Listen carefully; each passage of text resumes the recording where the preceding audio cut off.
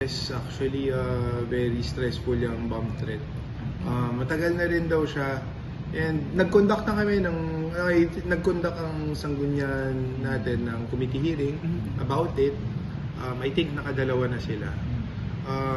Ang yaman na kini Ma'am Shirley Agrupis. Sa swift action nila, alam nyo, nagbigay kaagad ang PNP ng, I think nag-deploy sila ng 2 K9. Yes, sir.